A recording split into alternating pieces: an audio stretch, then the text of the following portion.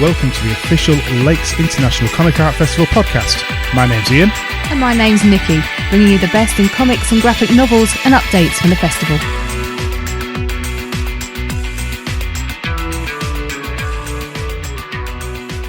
Hello and welcome to the Lakes International Comic Art Festival podcast, episode 72. My name is Ian. And I'm Nikki. And welcome to the second Awesome Comics podcast. Oh. We're going to be number two. Number You'll two. see why in a minute. We shall be. We'll talk about that in a minute. First of all, in this episode, we have not interviewed anybody because we failed again. Everyone else seems to be doing it. Oh, like, I know. We just step back now. Yeah. We noticed. Is that what's happening? But Pete has been chatting to Dan Butcher from the Awesome Comic Podcast. This is why we're like we're like their second podcast now. So Dan's on the show later on with Pete. Tom also reviews Dan's book, Vanguard, number 3. Amazing how this is happening. Yes. And Mike talks about No, he doesn't. Mike talks about some of the big and small screen comic book adaptations we can look forward to, such as The Last Days of American Crime and Snowpiercer. So that's coming up as well. Okay, let's talk a little bit about some news for a change. We've not done that for a while. Okay. And then we'll go into Pete's discussion with the Awesome Comic guys. Yes. We'll get to that in a moment. We shall. Because we've had some fun. We did. First of all, Comixology. This is something they've discussed, and they've put the prices up. Yes. But they've not just put the prices up a small amount. They've it was 66%, something like that, roughly, yeah. With no real announcement. In fact, no announcement. Mm-hmm. And it just shot up like that. Yeah. Which, to me, seems crazy. Well, you're just going to alienate your customer, aren't you, really? When you can... To me, a digital copy should be far cheaper than buying a print copy. Yeah, because you don't have to print it, so you've got no printing costs and distribution that way. And also, for the majority of these comics, they're making them and they're factoring costs to be printed. So any profit from digital sales is extra on top of what they'd planned, essentially, to make. But if you don't even own those comics, you basically lease. Yeah, you're just renting them. As such, yeah. You've got all rights, but they can pull them at any point. Yeah. Or within the contracts like when and you so used forth. to not download, but with certain music things. Yeah, on iTunes. Yeah. As soon as that license goes. And that was it, you'd lose what you'd paid for. Unless you've downloaded it and kept it, yeah. Yes, which I've got a very old iPod somewhere which has everything on it. So, I just don't get it. I don't understand what... Amazon's a big company, they're getting enough profit. I don't understand where this has come from. Has it come from them? Or has it come from DC, Marvel and all the... Because it is on the American comics, it's not UK comics that have gone up. Yeah. So I'm not sure, it just seems wrong. It does. The solution to that is Comichaus. Just go straight there. £3 a month. Why wouldn't you? Unless you're after DC or Marvel.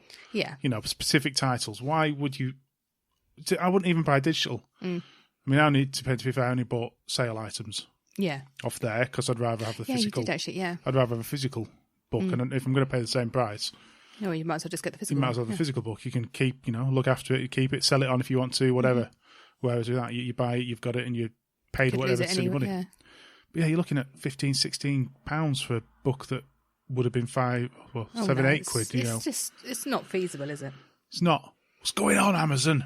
Sort it out. Yeah, you tell them. I'm sure they'll listen. You're listening. No, they're not. The other news that some people may have heard of is coronavirus, I think, is a thing at the moment. Is it? Some people have been getting sick. Never heard of it. Yeah. Which is obviously affecting big events. It is. And so Comic Cons are now being affected and delayed. I think Birmingham MCM. Yeah. I mean, hopefully by summer it should all be calmed down again. Not early part of summer. Obviously, this has caused an issue for some creators who rely on this to sell their works and to sell the books they've bought for the season and so forth. So if you've got some favourite creators out there, go and check them out now rather than waiting to see them. Because we've all got online stores, so you can still get all our stuff. Exactly. Whilst we can leave the house and post it, that is. Well, I've just noticed Duncan Fregado has put a post up today that he's shutting his store, so he doesn't have to leave the house, which is fine for him because that's his career. There's sort of his extra bit of money. He's got enough coming in from a full career. But I understand small creators is a different thing. I've still got to go and work in a supermarket. Exactly. It's only a matter of time before I'm locked in my own bedroom, coughing. So yeah, support your any big, small press, whatever. Give them a hand, and keep an eye out for Fair Spark Books and Aaron's online Comic Con coming up. What that will fully entail and so forth, we'll find out as we get info. As we'll let you know. That could be interesting, and it could be an annual thing quite easily. Yeah. To be fair, it's things like this start out, for a reason, but then they can keep going. It's like we're talking about E3 being cancelled. Yes, yeah. Will this now be the last one as people realise they can do it all online? They don't need to spend hundreds of thousands that's it, to do these shows. Yeah, but then you don't get Keanu coming out and telling you you're beautiful. But he can still do that. Can he still do that? Yes, he can still do that. Okay. They just record it. But it won't be so spontaneous. Okay, dear. That's that. You weren't there. I wasn't there, but I still saw it. You weren't there. I still felt beautiful. Okay. Right, we've got one book to talk about today, but before we do that, let's talk about Pete. Our lovely Pete. Let me just find my list. Our sleeper. So Pete went on to the Awesome Comics podcast. It came out as we were recording last weekend. Today is the 15th of March. So go and check it out. It was a really good interview talking about Silverbeard.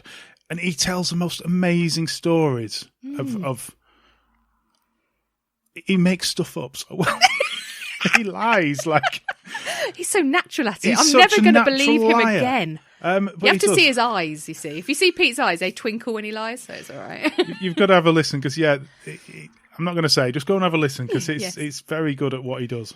That's why he's so good at comics. Yeah, well, he does. He can make these stories off the top of his head. It's just like, it's brilliant. But it's really good. Well, obviously, the show's a great show. It's a really good interview. He could be very evil, Pete. If he wasn't so good, he'd be so good at being evil.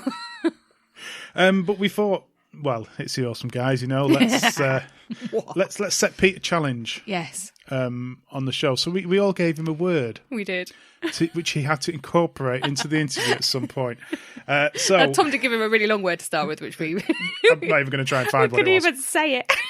So the words we gave him, I gave French toast. I thought, how the heck can he get French toast?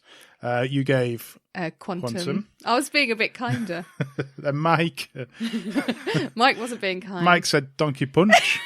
Just stop. And Jazzercise was Tom's. Yes.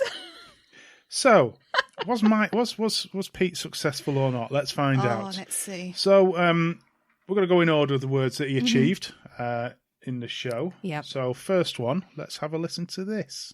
They all were destroyed. There's no back issues of Catford Comics, which is criminal because they had some great characters as well as Silverbeard. There was Alan Exit, Doc Mayhem, Donkey Punch.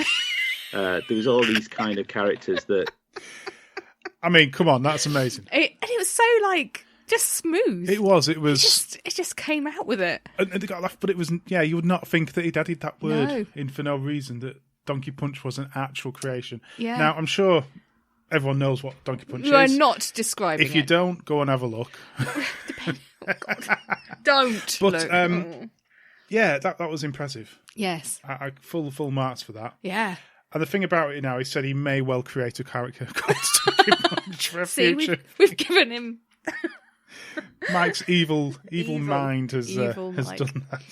The next one was... well, let's have a listen, shall we? Because this was impressive. Back then, there was, two things I would never miss, and that was my Jazzercise class and the Wednesday release of comics, And they had a giggle there. He almost lost it there. He did. Because we're all imagining him now in a leotard going to Jazzercise. I think Pete would look good in a leotard. A leotard with sweatbands. It'd look amazing. When we wore them in the 1990s, so that's the one with the thong at the back. Well, he was talking about when he was young, so this is probably the 80s. That's fine. It was still Jane Fonda type things. Brilliant. Again. Okay, then. Next. This is good. They're a bit concerned about the poodle. So we break into the building at the back of the pub. Apart from the faint smell of French toast, the kitchen is full of twisted spoons.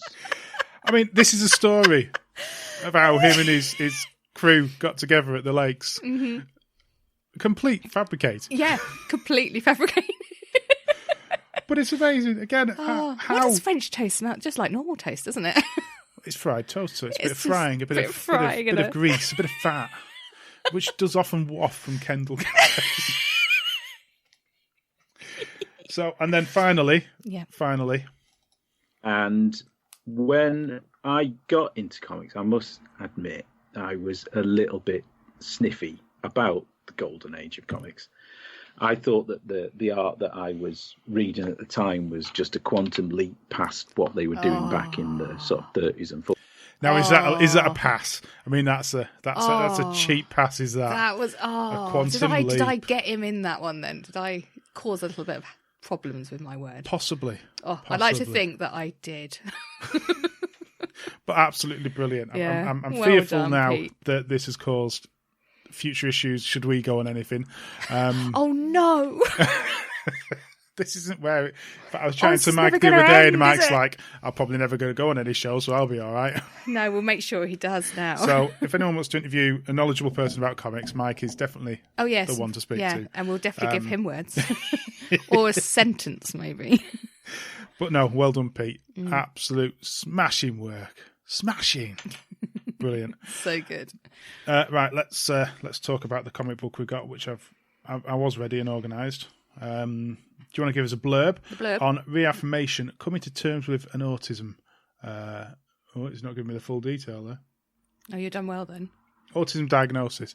On Comichaus, it's not got the full title. Oh. Do you want to read the blurb? The cat is in all the wires now. At the age of 25, the life of comic book artist Rees Finlay was turned upside down when he was diagnosed as autistic. Left isolated, confused and defeated, Rees sets out to dissect who he is as the cat. What happened and how to return to his perceived former glory. In a groundbreaking combination of comic book and novella with the occasional rant, Rees blends humour with heart as he faces his... Oh no, it's run out of things. Where do I find the extra? Got it. As he faces his demons head on and steps into an all-new world of acceptance and understanding. This is his reaffirmation. We're doing well today, aren't we? That was properly... Absolutely rubbish. It stopped mid-sentence. Pressing everything I was there. I'd like to think I was completely professional to the end. Completely professional. The cat getting in the way. And, the cat, she was in everything there. Yeah, this is how Terry Wogan used to do it on Radio 2. This is exactly the same. We are Terry Wogan.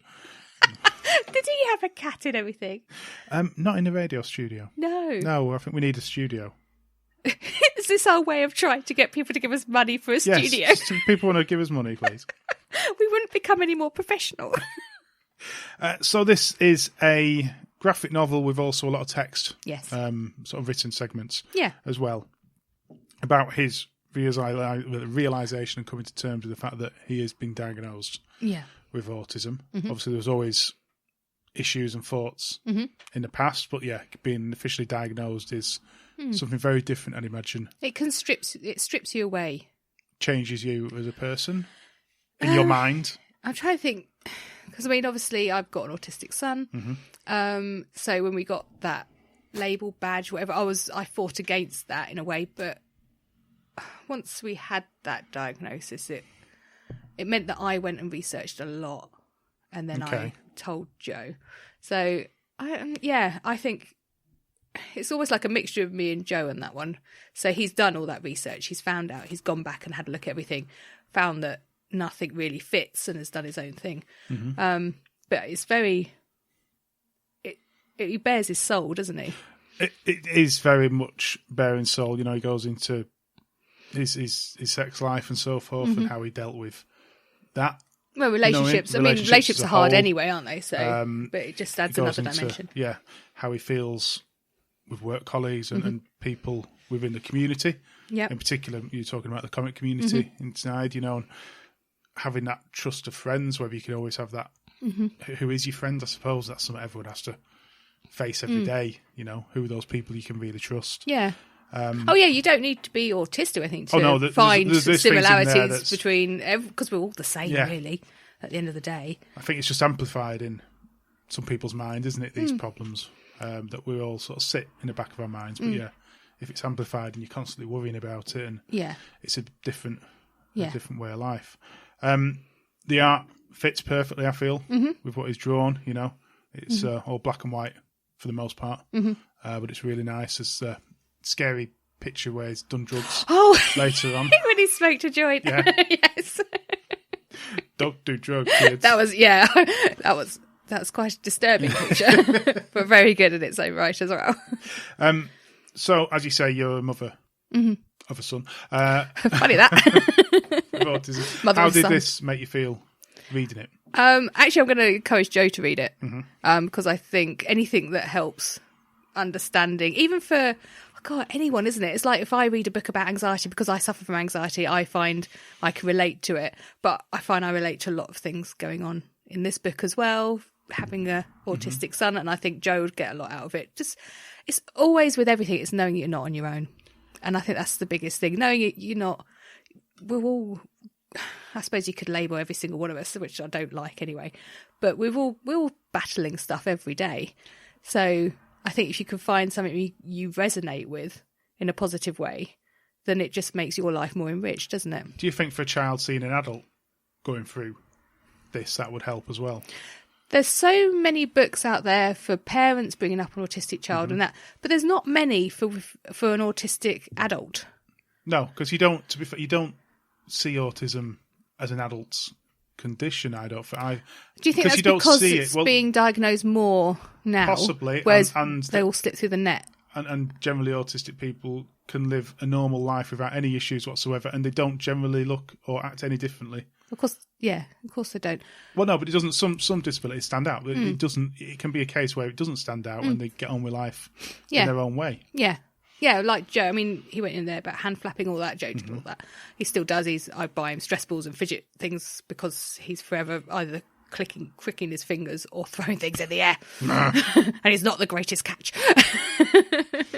So but this kind of book, anything that makes you go, "Oh, that's completely fine," then I think that's all for the good. Personally, yeah. It's like when I read things about anxiety and stuff at the minute because I'm not doing so well with my anxiety side of it.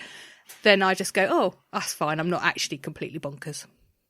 She is. Well, that's nothing to do with anxiety. But anything that means that you feel more empowered and you can relate to is a good thing. And that comic really helps. Novella, you know what I mean. Yeah. I suppose graphic novel is a perfect term for something like this. Yes. There's always an argument of his graphic novel being sniffy and stuff. But I think for this in particular, it fits everything. Yeah. It's perfect terminology. And because he does bare his soul, you can relate to him. Yeah. And that's always nice. So we're going to hopefully have him on the show to discuss the comic, his works, but also autism in general. I think it's something worth having a talk about. Because, again, things aren't talked about enough in the everyday world. There's podcasts and shows out there that specifically talk about these things, but I think you need to mix it up in the whole media. Oh, God, yeah. In general, so... Yeah. That's what life is, a whole big mixing pot. It is. So that'll be down the line after Easter at some point, after we've been away and stuck our feet up for a week. And if we're allowed to go down to Norfolk. Yeah. I mean, we might not be allowed to. I've already... Yeah. We'll find out. We'll find out. It'll be raining. Always rains when we go down there. Right. We'll be back after the guys have done their bits to talk a bit about their festival. Mike's Mutterings. Hello and welcome to another episode of Mike's Mutterings. I've only just this week noticed that Bloodshot was about to hit the cinemas and will have been out for a few days by the time this podcast is out. It kind of snuck up on me as I knew they were working on adapting the Valiant comic for years now, and they knew that Vin Diesel was headlining, but I must have missed the release trailers and promos. And this got me thinking about some of the other comics being adapted to big and small screen, and ones that I've been waiting on for a long time. One thought led to the next, and this may sound a little more meandering than usual, but stick with me. So, Bloodshot then. Bloodshot, aka Angelo Mortali, is the main protagonist of the same titled comic from Valiant Comics. The character first appeared in other Valiant titles from as far back as 1992. One, if not the main Valiant title, it's evolved a lot over the intervening decades. The result of a failed super soldier program, Bloodshot boasts nanomites and advanced AI technologies that grant him the abilities of lightning reflexes, regeneration, boosted senses, and direct computer interfacing. Originally created by Kevin Van Hook, Don Perlin and Bob Layton, it feels his origin story has almost undergone as many reboots as Spider-Man, but the essence always remains the same, whether it's shadow governments, the mafia, or Nazis in the firing line. The major relaunch and reboot came in 2012, under the writing of Jeff Lemire, and regular new story arcs continued until 2018, when Kevin Grevioux and Zach Thompson took the helm. I have to admit, I only read random single copies here and there, or the odd collected digital volume, and the reboots and relaunches can get mightily confusing. Bloodshot is also part of the greater Valiant shared universe, and there are frequent crossover stories with other big titles like Eternal Warrior and Ray. Valiant, the comic company, was started in 1989 by ex-Marvel editor-in-chief Jim Shooter, and he created a multitude of characters sharing the same continuity to rival the big bruisers Marvel and DC. And just like the Giants, over the years that shared universe has diverged, fragmented and rebooted and been reimagined so many times over. Currently spread across at least 6 distinct eras, it has certainly matched Marvel and DC in complexity, if nothing else. Valiant for me has always tended towards a more edgy, violent, advanced weaponry, gunny kind of storytelling, with artists who excel at drawing action. But I'm definitely not well read here, so this may not be the fairest assessment. Artwork and writing has always seemed on par for being a direct Marvel and DC competitor though. I've now caught up with the trailers and interviews for Bloodshot, and it seems the film is going with the Super Soldier program origin, with Bloodshot being controlled into doing the wet work of higher powers through implanted false memories. Let him do the dirty work, return him to base, implant new memories, then rinse and repeat. And then I'm guessing breaking out of that cycle and turning the tables on those who control him. Initial reviews are not favourable though, I'm afraid to say. A lot of rework and reframing of the character history has taken place, which could potentially disappoint the core fan base. The effects are generally praised, but the plot and the pacing is seen as lacking. But hey, reviews are just reviews. I know I'm going to go and see it, and it just sounds like a good science fiction revenge flick to me with stunning CGI. Vin Diesel still has some credit with me thanks to the Riddick movies and Babylon AD. I mean, I'm sure I'll enjoy it if only as a bubblegum for the eyes sort of film, but the success of Bloodshot lies in the reaction to it from the true hardcore fans. It's their opinion that counts as to whether it's a worthy comic adaptation. I was also hoping to let Bloodshot newcomers and established fans know that Humble Bundle are doing several decades worth of digital Bloodshot comics for a steal in aid of the Comic Book Legal Defence Fund. But alas, the deal is scheduled to expire on the same day as the movie is released. Valiant taking one of their most iconic characters to the silver screen is just the start of what they hope is a Valiant cinematic universe. Harbinger is already planned as part of the 5-film deal. Another of their most popular and best-selling titles. It's a lazy comparison, I will admit up front, but I always equate the Harbingers to the X-Men. In spirit, I guess. But it's actually one of my favourites of the Valiant universe. Rather than mutants, it's all psionic-based abilities, but there is a lot to make this team up unique, and a film could prove very interesting. Also getting the film treatment is fan favourite Faith Herbert, and I see real potential here for a very unique and worthy superhero flick. And from reports it looks like the films will all culminate in a final crossover finale using the Harbinger Wars plotline. So there's a lot riding on Bloodshot finding its fan base, as Hollywood can be quite a fickle place. So, then the plotline of Bloodshot got me thinking about the 2015 sci-fi film Hardcore Henry. If you haven't experienced the Hardcore Henry roller coaster, because that's what it is, then you are in for a treat. It's just the loudest, dumbest, heart-pounding fun riot of a film. It's just relentless from start to finish. The plot is that a cybernetically enhanced super soldier awakes with fake implanted memories that are used to manipulate him into being a compliant soldier. So you can see why my mind went here given the plot of Bloodshot. Henry goes, well, hardcore and on a rampage to understand what he is and who's doing this to him. Filmed entirely in first-person shooter mode, it's a homage to the computer game. Basically a continuous chase/gunfight with a plot that advances through gaming-style cutscenes and distinct levels towards the final boss fight. The stunt work and gun fu is both mesmerising and exhausting. This is a film to stick on and forget the world to. It had about as much chance of an Oscar as Human Centipede, but what I like about Hardcore Henry is that it's silly. It knows it's silly, and it embraces it. The star of the show has to be multi-personality Sharlto Copley, who plays multiple sidekick and plot device Jimmy. He's the South African-born actor and director that you'll know from District 9, Elysium and Chappie.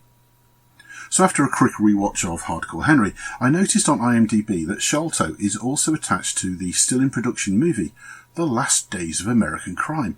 This blew my mind, as I'd only just finished reading Rick Remender's graphic novel. This find got me so happy. It's a great graphic novel and massively recommend it. The story starts just weeks before the struggling US government commences operation of The Signal, a low-frequency broadcast that acts as a synaptic blocker, preventing a person from committing a knowingly wrongful act. This is their last-ditch attempt to bring the country back from societal breakdown in the wake of a terrorist dirty bomb campaign. Coupled with the final removal of all physical currency, this spells the end to all criminal enterprises, drugs, guns, everything. Low-rent criminal Graham Brick has just days to pull together one last big job to be set up for life. Remender's script and Greg Ticini's artwork just scream pulp noir despite the post-apocalyptic trailer park setting. The opening scene of a gun to the head, the sharp one-liners and the classic introduction of femme fatale Shelby just nails the noir aesthetic. It keeps its noir crime credentials whether in trailer parks, the streets of Mexico gangland or in cartel mansions. It is a mature title, lots of swearing, copious drug use, characters using racist language, and a smattering of sex on top too. Rick seemed eager to win that mature audience rating with this one. But it's a darn fine crime caper, and I think it will just pop out on the big screen. Accidentally spotting The Last Days of American Crime on IMDb reminded me that Chip Zdarsky's Sex Criminals, which I reviewed back in episode 28 as part of my special on what to read instead of watching The Royal Wedding, was supposed to be having its own series. When two people who have the same ability of freezing time at the crucial moment of coitus meet up, what do? Well, they do what any other normal couple would do, and they use it to run around, rob banks and eat Scooby snacks. In 2015, it was reported to be in the process of a screenplay adaptation, and, well, there's been little word since. There still seems to be a buzz about it, people saying that the silence is due to contractual non-disclosure agreements and the like, but when you read deeper into the initial press releases for this, it said it was brought up as part of a 2-year development program, which was going to bring lots of different comic books to the screen. But that was 4 years ago, so unfortunately, I think we've lost Sex Criminals for the time being. There's no mention of it on IMDb, and normally they at least put some kind of page up years before it even starts filming. But for every lost opportunity, there is a ray of sunshine. A TV series of Snowpiercer is coming to Netflix this May. My worry is that won't mean a lot to most people, but it should. I love French sci-fi comics, and when Jacques Loeb and Jean-Marc Rochet's 1982 comic Le Transpersonnage was finally translated into English, I was over the moon. It was always highly regarded in France and was made into a film in 2013, a Korean-Czech production, and it went by the name Snowpiercer. The premise is that humanity's last survivors of a post-apocalyptic frozen Earth are all aboard a transglobal train that never stops. The comic shows us life aboard as a daily struggle and battle for resources between different train sections, with the protagonist, Proloff, trying to better his own life by escaping the cramped, hellish confines of the tail section. The film, however, eschews this timely ecological morality angle, and instead shows us a board that's divided by class and wealth, and the protagonist Curtis is the reluctant leader of a revolution of the tail section, an underclass who are against the controlling front section elite. The film is quite different from the book, but it's still a fine adaptation and just a cracking film from Bong Joon-ho. It blends interesting characters and big action sequences, kind of striking a really good balance between the two. The main character is Cap America himself, Chris Evans, and is joined by top actors John Hurt, Kang Ho Song, Ed Harris, Jamie Bell, all interestingly drawn characters. But I've got to be honest, it's Tilda Swinton's Administrator Mason that really steals the film. As it's based around a revolution, the movie is a section-by-section fight to the head of the train, literally and figuratively, class by class. There are some seriously memorable and almost disturbing fight scenes, shocking reveals and a killer twist or two at the end. The science behind humanity's ability to survive within such a small environment, it doesn't really stand up to scrutiny, but that's not the point. It's simply a metaphor for how society works. Both books and movie are cult hits, and it's a shame that it's almost unknown outside geek circles. The initial US film release in 2012 was scuppered due to producer backer Harvey Weinstein, a rather topical mention, insisting on edits and cuts against director Jun-Ho's wishes. This led to a subdued release 2 years later on. Despite its big star appeal, it only saw limited release in Europe through DVD and Netflix, which at that time was still only growing its subscription base. I'm hoping that the series will follow the comic books more, and I think there is more scope for a protracted storyline and a legion of characters to be introduced, just like the book does. I'm really looking forward to this fresh take. I did warn you that this was going to be a bit of a ramble, and mission achieved, I think. As always, you can find me, Mike Williams, on Twitter as @Cthulhupunk. Until next time.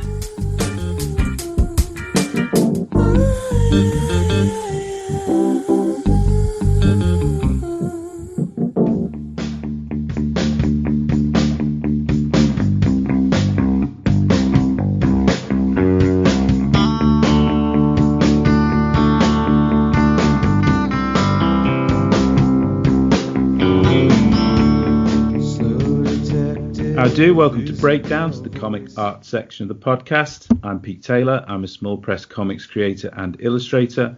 Online, I trade as This Man, This Pete. This episode, I'm talking to the most prolific cartoonist I've interviewed yet. He's the creator, writer, artist, and powerhouse behind Vanguard. It's Dan Butcher. Hey, Dan. Hello. You all right? Yeah, good, thanks. That's most prolific artist. Thank you. I thought you were talking about someone else. Well, we will get to, really the impressive body of work that Vanguard is later on. We're obviously going to talk about Vanguard Volume 3, which you've just released. But we do have to start these things, as everyone who's listened to a comic-centric podcast, we have to start these things with the obligatory question of what was your first connection with comics? First getting into comics. I think when I was a kid, my brother used to get like the Beano and the Dandy, and I can't remember having a particular interest in it, but then remember reading that, and then that was sort of like an initial gateway drug into kind of just comics in general. And I think once like the toy lines like Transformers or Action Force G.I. Joe came out, my love of both the toys and the comics just exploded, and I was all over those, like the Marvel UK stuff.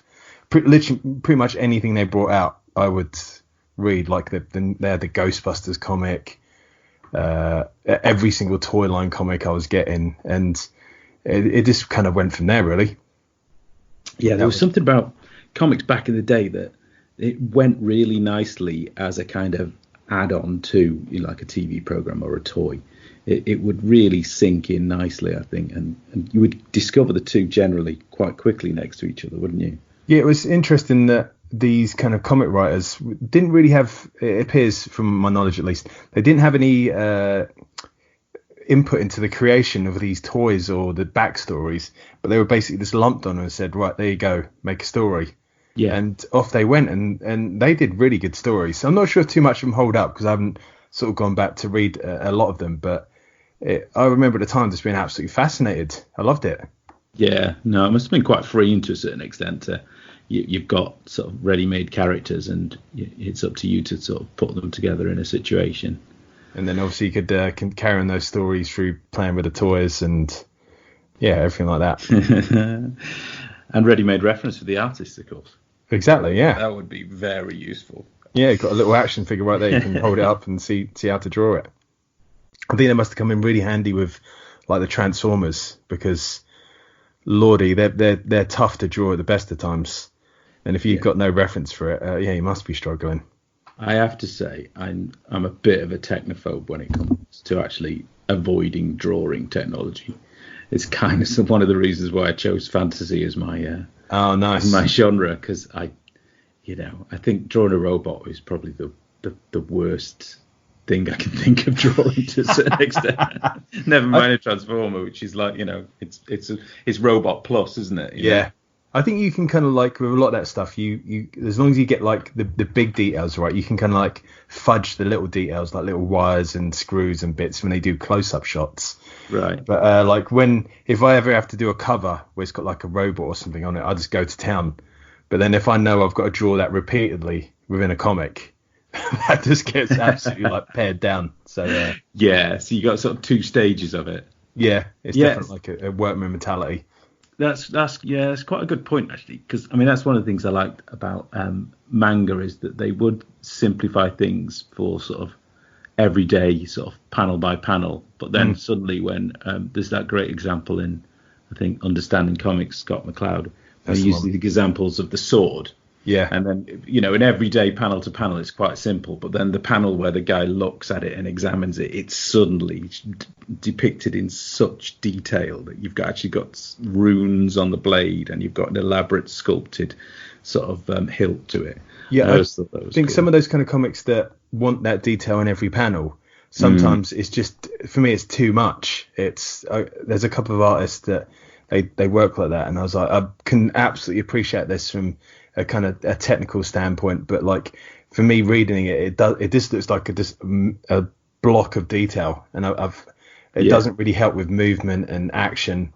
But definitely different stuff, I guess. Yeah, it's kind of like can just halt your eye a little too much, can't it? Sometimes too much. Exactly, yeah. But like that's a perfect example, like looking at an item and you see the detail on it, and next time you see that in shot and it's not as detailed, those details are on that item. Yeah, so, that really works. So did you draw a lot as a kid alongside reading? God, the comic? Yeah. As soon as I think I went quite quick. I kind of matured from reading like the Transformers stuff onto American comics. And that was all like a gamble going into your local newsagent to find the next issue or something, and you were never guaranteed that it was going to be there. So essentially I was just picking up comics at random and basing it almost entirely on what the cover looked like. And then from there I just went from Spidey was always a mainstay, when they did that I think it's the Complete Spider-Man where they had like 4 issues reprinted, that you could always find that in a newsagent or whatever. And I think I first started off by like tracing Spidey like in a pose that someone had drawn, and then fill in details of my own character, and then show them to my schoolmates. Go, I drew this. So, and then it sort of evolved into like drawing my own stuff. And I think there was me and a couple of kids in secondary school. We used to do like our own comics. You get A4 pieces of paper. Staple them, fold them, and then you make up your own comics and characters. And we used to do like crossovers between each other's comics. Unfortunately, we never used to ink any of the bloody things. So like I think I've got a couple upstairs, and you can barely read them. They faded over time. The HB right, was used. Which, there's no real loss, to be fair. There's no like massive blow to the comic art industry. Oh bless. No, that's cool. It's funny. I've got the same sort of stack of badly drawn. Usually, sort of, I would take a character and just slightly change the name and color and slight features, and that would become. So I think I really liked the Beast from the X-Men. So I had a character who pretty much looked like him, but he was, I think, green, and I called him the Freak. So it was just lots of kind of slightly twisted versions of my favourite characters. One of my bugbears is when people get a little more mature in their kind of designing and comic making, and then they still do that kind of thing. It's kind of like, we've already got a Batman, we've already got a Spider-Man, Superman. Make something different. Yeah, we've had these stories. Try something different. But So again, I'm not going to preach to what comics you can and can't make. But, yeah. So was it the character sort of generation that drove, you into making your own comics? It was, honestly, I really love storytelling, and being told a good story. I can just appreciate the whole process. Now when I've done like a lot more reading and research, and you see great examples of it and bad examples of it, I always try and kind of bring those presets into my own work and try and tell good stories, and comics was one of the best ways for me, because I used to love doing my art and drawing, and I could combine both writing and drawing into the one. Yeah. So if you wanted loads of spaceships fighting each other, you only have to draw the stuff. If you want a massive army, you obviously don't do that. Sounds a load of work, but you know what I mean. It's yeah. Come up with another viewpoint where you can perhaps imply it a bit more. Yeah. Lots of shadows. Yeah. Well, that's kind of the route they went to in the last Star Wars, wasn't it? They just sort of implied that sort of mass army or audience. There's that big shot where there's like all these ships on screen. There's so many I can't even take all this in to the point where me it's just pointless. Yeah. Millions and millions. It doesn't matter. It's a bit too much then, isn't it? It's like you can't really quantify it. You'd be better off, given a finite amount of really scary things than just saying there's a galaxy full. Yeah, it's like there's these 10 ships and we've got 5 ships and we've got to beat them with. It's so much more relatable than millions and millions of them, because it's just you can't really take it on board or kind of. Here's me slagging off Star Wars again. Well, it's part of the course now, isn't it? You're practically forced into doing it. I just kind of I found it a little disappointing, the storytelling aspects of it all. I mean, I think everything else, it was absolutely pretty much faultless. But like the kind of the story, I was like, I can't believe you've gone into do a 3-film story, and you started it without a complete story, and it's bonkers. I completely agree. I was having this discussion with Nancy, my daughter, the other day. The fact that you basically give almost at the same time 3 different directors the job to come up with 3 different stories that are supposedly going to link together, to the extent that they didn't even know, I think, what they were doing from what I read. So Trevorrow was supposed to finish it, and his story involved, I think, Luke and Snoke, both of which were killed off in the middle. And it was, I couldn't believe that you were going to end, a 9-film sequence in such a ridiculous fashion. Yeah, just it kind of all the stuff. I just think they made so many wrong choices. Yeah, it's kind of like, oh, okay. But that's a perfect example of kind of, in my opinion, bad storytelling or bad. I guess you can call it management, whatever. But you've got to have your kind of story set out, and if you've got 3 people telling a different part of the story, they've all got to be cohesive. Mm-hmm. So to not do it that way is just you're caught in failure. Yeah. So I don't think time will be too kind on those films, to be honest. No, I know. I think it's a shame. Yeah, it is a shame.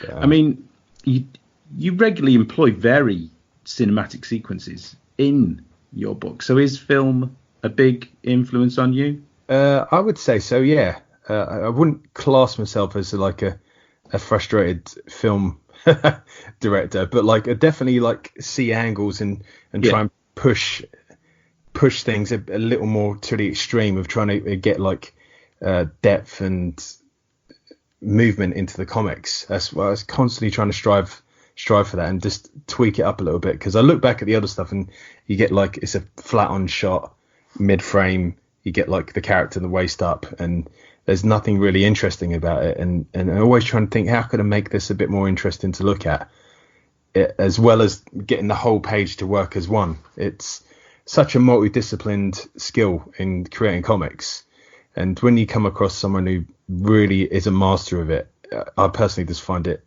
awe-inspired. Yeah, like Danny Warren Johnson, it's hard to top his movement and the kinetic energy he puts into his work. Yeah, and James Harron as well. Yes, exactly. It was an influence on Daniel Warren Johnson, wasn't it? It's fantastic. I mean, I think when I first initially got introduced to kind of manga and anime and all the kind of the Eastern stuff, is where they've kind of taken a lot of influence from that. It's just, oh my God, this is just another level. Yeah. Well, I mean, as well as the action stuff, I think in your work, the pacing comes across as being, quite cinematic at times. You do take the time to show, actions building, and there's an attention to sort of sounds being used in the suiting up or the build up to an event, and the amount of scenes that you're juggling across a story. I think that comes across as being very aware of all of the different beats that are going on. It comes across as being very confident and really builds the story. Cheers, dude. Impressive. I can almost look at it as sometimes it's a plate spinning exercise. You've got all these different threads and plots that you're trying to bring along, and you only get a certain amount of time to do them in each issue. Each issue can only have a certain number of pages or panels devoted to one element of the story, and you don't want to let one drop off, because then the next issue you're playing catch up on that, and everything else has to pause while this one element gets brought back. So it's tricky, but I've cut so much all the time from what I'm doing. I just have to be absolutely ruthless with the script. Like I have it on Google Docs, and throughout the day while I'm commuting or a bit of work, I'll add in like a line, and then when I get home I just kind of fleshed it out. And at the end of the Google Docs is usually like a couple of pages where I've just highlighted text, copied it out, cut it out, and then paste it at the bottom. Think maybe I'll use that later. And rarely do I use it later, because it's kind of like the whole director's cut of a film. That stuff got cut out for a reason. Yeah. And if it's just to make the film a bit faster, or it gives it a different energy, that's just the way it's going to be. Yeah. Well, it's like Toth, isn't it? He said he spent the first half of his career working out what to put into his comics, and then the second half working out what he could take out. Yeah. So it's that's that lean mentality of getting things moving right. I think there's a real skill, because you can add in new pages and new ideas, new characters, and new story all day long. But if they're not contributing, or if they're dead weight, you can't have them in there. And I think that's a real thing as a creator to recognise. Well, I mean, let's get into the process then, because I mean we're covering a lot of some of the stuff I wanted to talk about in the way you develop your story. So I mean, the first thing, alongside that cinematic element and the pacing, which I really enjoyed, is I do have to point out that even though it's volume 3 that's just been released, the story is so well crafted that you don't need to have read the first 2 volumes. No. I mean, of course, at the end of it, you want to shoot back and get the full picture and the full story. But that's obviously something that's important to you. Having, talked about early starts in comics and not finding, always stories that could lead on to another. Yeah. I mean, that might have been an influence on, that every comic can be somebody's first comic. Indeed. Well, I originally started the story at the point where book 3 starts. Right. That was where I was starting. And I was fleshing out the back matter of how it all got to this point of like everything kind of breaking down and the good guys essentially losing. And I thought, you know what, I want to tell that story, and I think I can do it relatively quickly. Well, it took me 9 issues to do it. But a story where the superheroes, the good guys, all lose and the bad guys absolutely dominate. Mm-hmm. And then from book 3, if you pick that up, there's a page that basically keys you into a little bit about what's happened, and then the rest of the story kind of fends for itself. You don't have to read book 1 and 2 to get 3, but I very much wanted that as a kind of a good jumping on point.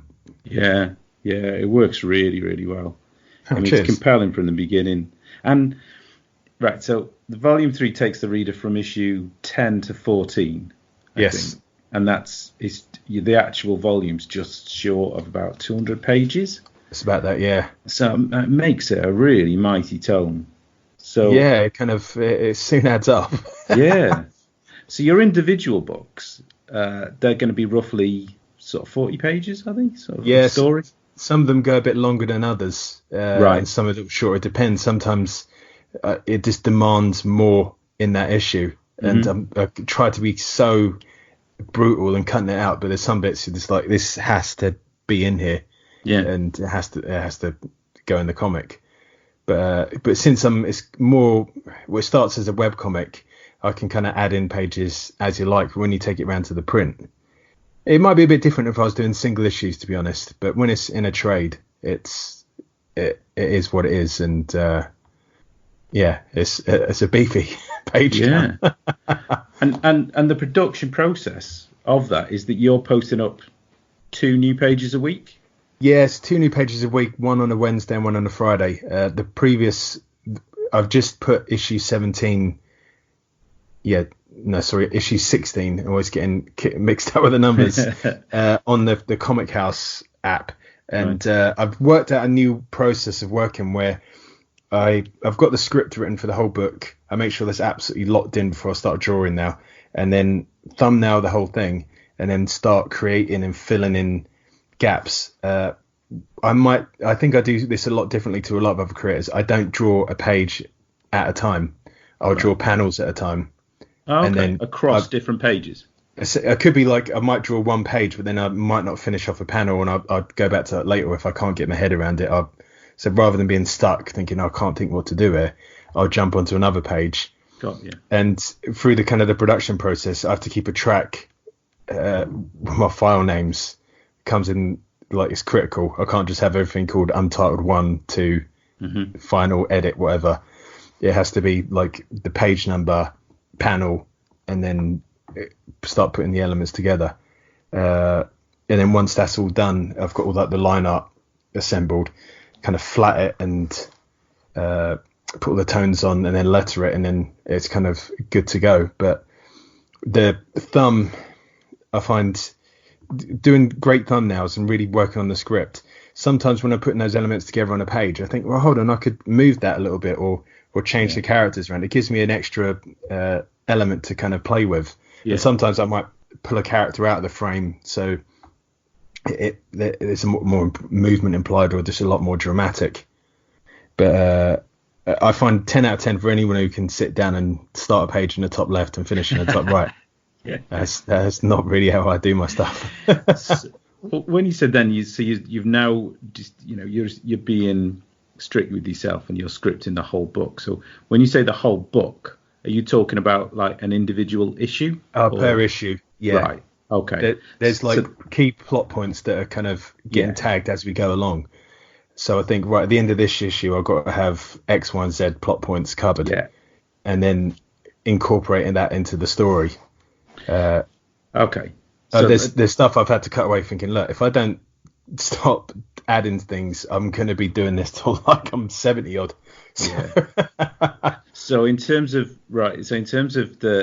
your book, I suppose you're marking really the main actions in that issue. So where you're going to start it, and where you're going to finish it. Yeah. And then you're working in between. So how far ahead in terms of the overall story? I've got all the points pretty much figured out. Right. So just what we were talking, you got your 9 films in the bank again. So it's just kind of like essentially like, right, that bit's done, and it's all building to a point. Brilliant. And hopefully I get all the plates spinning at the right speed so they don't come crashing down. But there's a point that the story's going to end up, and there's still a couple of options like how the ending's going to go. And I think I'm not going to decide on that till I get there, because that might not be for a good couple of years or more. And I'll see how it goes then, because the artist or creator that I am now might be very different to the one that finishes the book. Yeah. So no, I think that's really foresightful, if that's a word. Yeah. I think obviously doing it as long as you have as well now in terms of generating the work, you're obviously generating more confidence in what you're doing as you go as well. So having that kind of you've built up a sort of reliance in yourself that getting into a certain corner, you can work your way out, and sometimes that can help, can't it? I think. Yeah. So I mean, like, say if you did Silverbird and you get to issue 5, you don't want to be scripting issue 5 now, because by the time you get around to creating that, you could have improved vastly, and you're like, I don't want to take the story in this direction. So yeah, you're kind of giving yourself a loose framework that future you can fill out. Yeah. It's strange to think of it in those terms. Yeah, I mean, funnily enough, because I've got a similar, framework, but it takes me, the writing part of the job is the bit that really gives me headaches, in the sense of I'm a bit impatient, I think, sometimes to get to the drawing. But Gotcha. There's a part of me now that has done it obviously long enough that you've really got to have your nuts and bolts in place. Otherwise, that side of you that's in charge of quality control goes, no, that's not good enough. You're going to have to redo, and I don't want to redo. So I do. Yeah. You put that issue to yourself that you've got to sort those nuts and bolts, and it's like the structural foundations to your house. Yes. They've got to be absolutely solid, because regardless of how great you decorate it, if it's shaky and going to fall down, that's no good. And also, the way you draw somebody does inherently change. Yes. And I think I'm a firm believer in the same thing happens with your writing.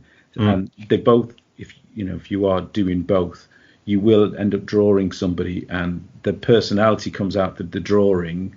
They might turn out to be slightly, snarkier, or their actual personality comes out. Definitely. So that changes the dialogue then, because I tend to, I'll put placeholder dialogue that just serves a plot, but then as you're drawing, you're coming up with the more flowery, characterful sort of dialogue. Yeah. Even like something when I'm drawing a panel and you putting in like a hand gesture, maybe someone like rubbishing something off, and you think, well, I'm going to add that in, that they say something. Not to say that I, maybe like yourself, I will add or delete text when it's on the page. I feel like sometimes I've worked with other people, and when I've sent them finished pages, they've sent back, oh, can we drop this or add this in? And that's totally cool. I mean, that's totally what I expect from creating comics. Sometimes you don't need that text. Sometimes you need more text. It's just how the comic creation process works. So when are you lettering? Do you letter at sort of pencil stage or right at the end? That's absolutely like the final thing. I do now when I do thumbnails, leave room for like draw a little text box on the panel and think, right, that's going to go there. Definitely trying to not have great big wadges of text all over your page. But I think that's critical, and it's one of the failings of people who initially try and do comics or first learning the craft, is not to leave room for text boxes. Yeah, it's a real kind of amateur mistake, and one you want to kind of get your head around quite quickly. Well, especially when it's something that you, particularly when you're writing as well as drawing, you've got an idea sometimes of exactly how much you need to get across in certain panels. That one might be more of an exposition style page, so you've got to be kind of aware of that, because you like you say, you don't want to cover up some of that art that's taking you a bit longer than it took you to write the balloon. Again, well, if you're working with others and you see like you've got 10 panels on the page and there's a ton of text, there's been times then when I've gone, right, I'm going to letter this, put a rough panel layout down and the text, and it's like, well, I've only got to fill like a third of most of these panels with art, because the rest of it's all covered up. Yeah. So it kind of can affect things. It's one of those skills that you might only learn through experience. And I've made that mistake tons of time on my own work and others, not leaving enough room for text boxes. Yeah, totally. So, I mean, you've included some of the pencil thumbnails in the back of the book. So you obviously start off traditional with a pencil and paper. Well, it was when I was doing that. I recently got myself an iPad, and I've started drawing on that. But even that, I do like digital thumbnails and work from them. But I used to be like, I have a whole InDesign document and all the different pages in a row. And as I work on different bits of it, you update it and then export it. And then I'd have it on my phone and think, right, okay, I've got to do this on page 17, that on page 2. And it's really helped me get ahead. One of the things I used to hate about like publishing the comic online was I'd get to Thursday night and it's like, oh crap, I've got like 2 hours work to do before I get this page finished before Friday. I've got to put it up. and I used to hate doing that. So now I've got to the point where I work ahead, and by the time all the pages are coming out, I've got tons of stuff ready to go. Say tons, about 5 or 6 completed pages. Okay. It's just so you're working ahead of yourself to make sure you can deliver. Cool. I don't want to rush. Yeah. I don't want to be. I've done it so often that it's like I don't want to do that anymore. If I work a little smarter, I don't have to be in that position. I still find myself in that occasionally, but When I was chatting to Adam Felt, I asked him, what was the kind of least favourite aspect of the process for him, and funny, he said, remembering to enjoy what he was doing, which I thought was a brilliant. He said you can get involved sometimes, but mine was that that crunch where you've got this narrowing window of it's got to be ready for a certain time, and that you don't want to rush because you've got your quality control head on. Yeah. And that it's like being in the trash compactor. It's kind of like things are closing in on you, but you don't want to rush. You don't want to, make it any, less than it could be. And I hate that feeling. So that's a brilliant way to do it. Definitely. And I've said this before, like you can only put that comic out once. Yeah. Once it's out there, if you sort of think, oh, fuck it, I'll just glaze over that bit. I won't matter. That panel's a bit shoddy, but it'll pass. That's always that panel now when you have that comic printed. Yeah. So you want to have I put panels to press, which I'd rather done again. Yeah, but don't try and put yourself in a corner where you're forced to make that choice. That it's just that's the way it's got to be. Try and give yourself as much time, and it all comes through planning. Yeah. No, that's really good advice. I remember this was a lesson I learned back years ago at university when I was doing my dissertation for the final year. I worked it out. If I start now, I can do about 150, 200 words a day. And I just did that for weeks. Yeah. And then before you knew it, I was done and I could go over it and revise it. And then some people had done it like the day before or something. It's like, that's not my style. Not like I'm a SWAT, but it's just like I'm not rushing. I'm just taking this at my own pace. Brilliant. A sort of modern day tortoise in the hare story. Yeah. No. Well. Yeah. But you sort of using past you as the hare, I suppose. Yeah. In some instance. Your design skills really come through in the look of the book as well, from your covers, which is stunning, to the special effects that you place on your pages. So you must have a lot of fun with that aspect. That really seems to come across.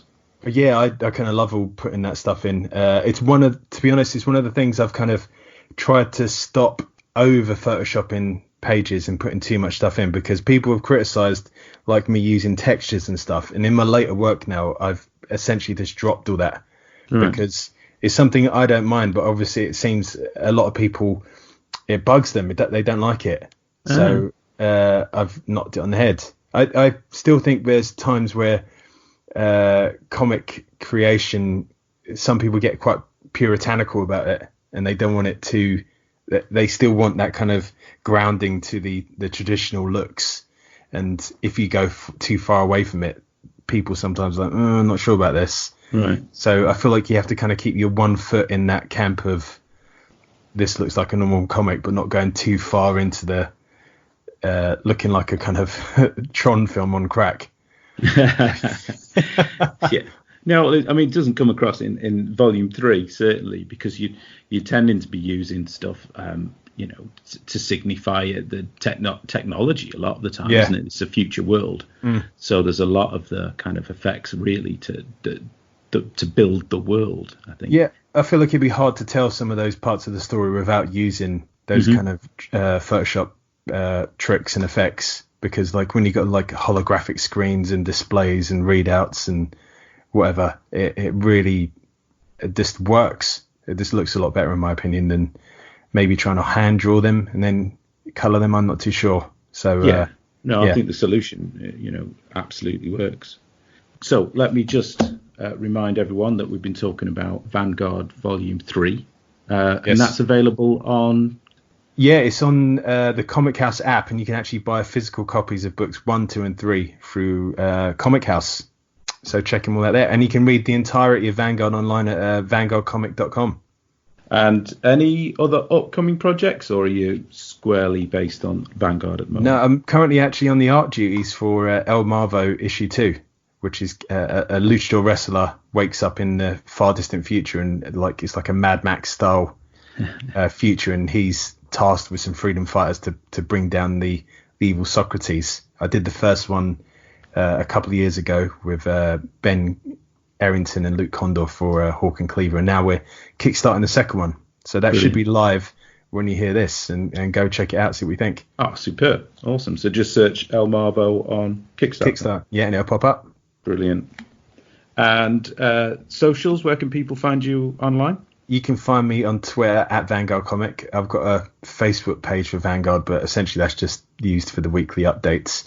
I do have a Patreon. I pretty much post on the Patreon every day of like sketches. There's videos on there.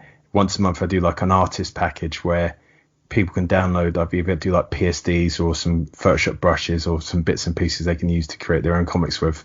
If you want to ask me questions on there, that's the place to do it. Or just catch up with me on Twitter. I'm always happy to engage. Give us a shout.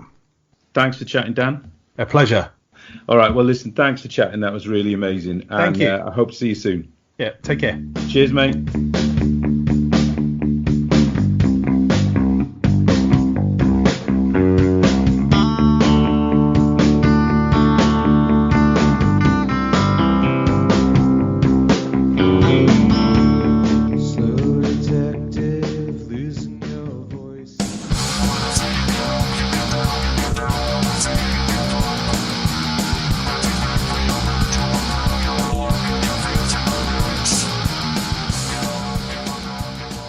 Hello and welcome to Small Pressed, the small press review section of the Comic Art Festival podcast with myself, Tom Stewart. Now today I'm here to talk about the most action-packed, violent, crazy, 18 plus rated superhero book, and one of the best that you could probably get at the moment without having to hit Marvel or DC. Yes, I'm talking about Vanguard by Dan Butcher, a Vanguard Book 3, which collects issues 10 to 14 of the webcomic Vanguard. I'll just read you the wee blurb on the back. The Vanguard fought for the very freedom of our nation. Pitted against them, an army of faceless super soldiers, conniving corporate metahumans and backstabbing enemies from within. They tried, they died.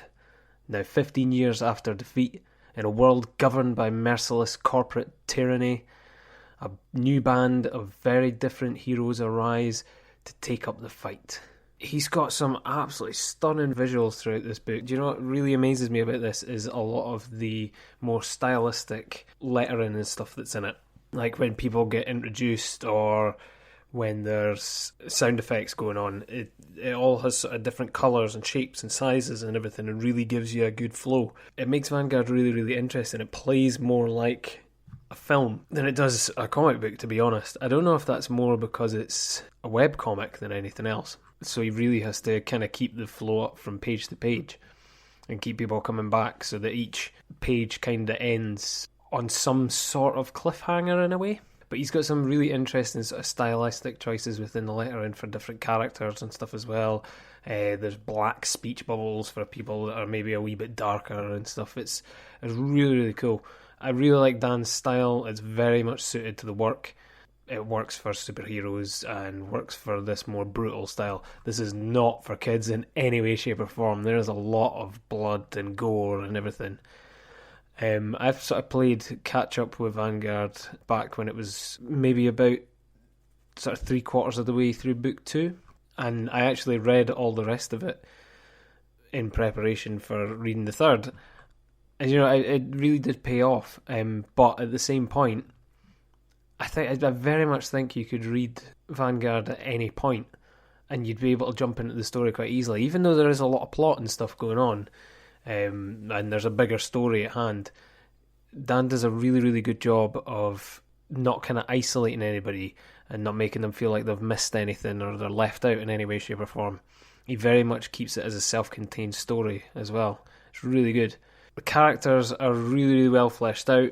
There is a return of some characters within these issues from previous teams and previous issues, and it's quite shocking. Do you know what? I love the way that each of the characters speak to each other. He's got a really good grasp on good dialogue. None of it's really clunky or anything. It's so easily done within superhero comics to have really quite cliched and clunky dialogue, and you could have really sort of cliched and clunky setups and stuff as well for in the story. But I think it really shines through that Dan has a good grasp on the characters and the world and everything, and really has a good love for it as well, that he's able to make it flow so well, and he really knows his audience as well. He really plays to the different parts and really plays up the sci-fi when it's needed, and the adventure's just unreal. I mean, I don't think there's room to breathe sometimes in between some of the pages, and it's a good thing. I don't say that as a negative in any way, shape or form. There's no stopping. But that's the way it should be within this. What I love about going through this as well is when you go from issue to issue, obviously you get the full covers, but the covers to each of these are just unreal. They're just absolutely amazing. And speaking of covers, that front cover to book 3, the collection by Martin Simpson, oh my god, unbelievable. Honestly, I would have that up on my wall. That is just absolutely gorgeous. It's just incredible. You really need to see it. If you go across to either Dan on Twitter at Vanguard Comic or Martin Simpson at Simo_paints, I'm sure it's across there somewhere within their media section. If you actually go across to vanguardcomic.com and follow along with Vanguard itself, you'll be able to see that cover. But holy hell, it is just absolutely gorgeous. And there's a lot of that in there. There's a lot of that in this book. There's a lot of set pieces and big splash pages and stuff that are just utterly beautiful. There's bits when characters come back, or there's bits when characters are introduced and stuff's put on the screen, and just, I don't know how he does it actually. I know Dan works with stuff digitally, but just some of the effects on it are just unreal. He's got a really good sense of lighting and stuff within it as well. It's quite funny because I follow along with this quite regularly now, and I would put this quite high up in my sort of superhero comic reading.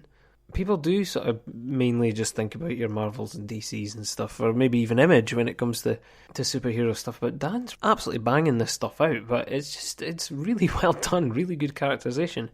My only niggle, being a Scot, is that he has a prominent Scottish character within Vanguard, and I think the dialogue for him is, like, as much as I enjoy reading it, the dialogue needs to be sorted out within that guy.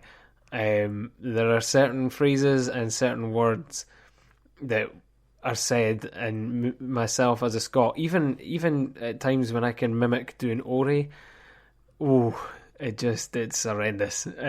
So Dan, I'm putting the invite out there, mate. If you ever want anybody to go over the Scottish, give us a shout.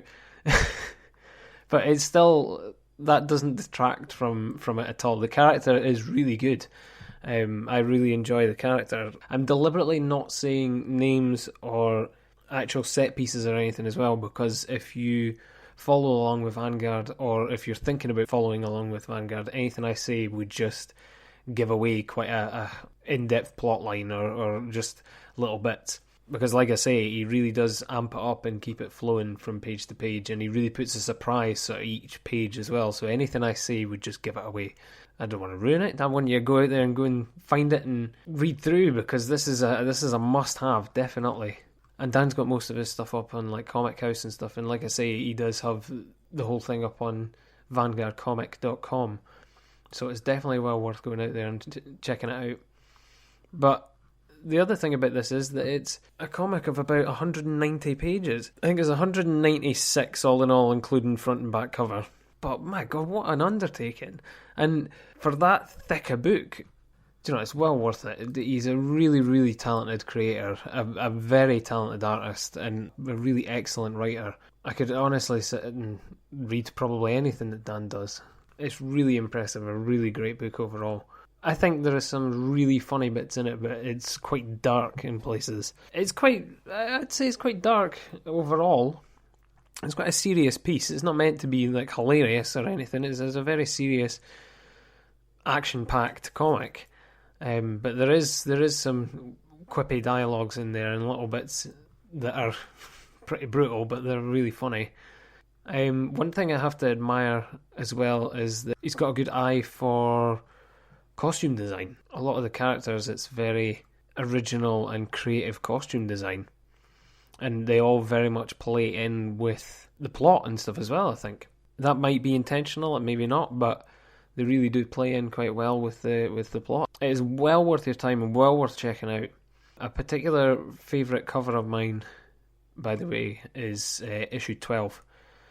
I saw that a while back, and it's just utterly incredible. But definitely check this out. Vanguard Book 3 by Dan Butcher. You can find Dan across on Twitter at Vanguard Comic, and you can read Vanguard at vanguardcomic.com. You can also find Dan across at Awesome Comics Podcast. He's one of the 3 hosts. Definitely check out Vanguard, check out the Awesome Comics Podcast, and keep up to date with Vanguard as it goes on. I mean, he's still going now, still going strong, still blasting past that book 3 and working his way towards book 4. And I cannot wait for book 4, to be honest. But yeah, check him out. Like I say, if you go to Vanguard Comic, you'll get all the links for like his Patreon and Comic Rocket and his Facebook and Twitter and stuff like that. And I just want to take this time to tell you about a couple of Kickstarters that have come to my attention. First of all is the previously reviewed The Junction, that is now up on Kickstarter by Norm Conyo. At time of recording, it has got 20 days to go. It's more than tripled its goal. It's up to 3,283 of its £1,000 goal. So yeah, utterly amazing.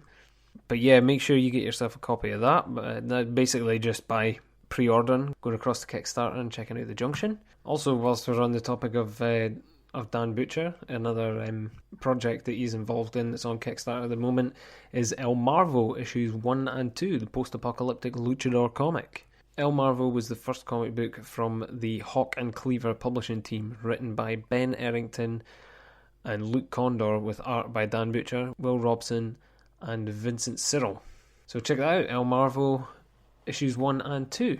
And just a little last note that everybody at this time when things are kind of going a bit haywire in the current world, if you could remember just to support your favourite artists and favourite creators, etc. Just visit their stores. There's a lot of cons and events and stuff being cancelled all over, and a lot of these people that were requiring some income from going along to those things and maybe putting their books out there and getting everybody to see them and whatnot are now missing out on that opportunity. So make sure and go to Twitter and go to Comichaus and go to all these different places and discover yourself some comics.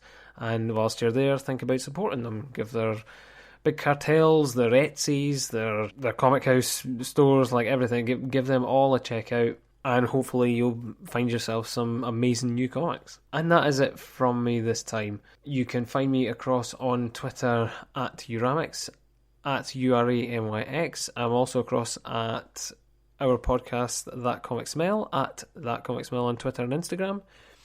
And also you can check out some of the titles from Firstback Books, in which I do some work for, namely Hopper, Detective of the Strange, and Saffron. There's some other cool titles across there, and also the fun-filled adventure sci-fi magazine, The Spark, which you can subscribe to now as well. And Firstback Books is partnered with Little Heroes Comics, so a small portion of the profits from Firstback Books goes across to them. So give them a check out. And that is it from Small Press this time. Go forth and enjoy some comics. I'll see you later.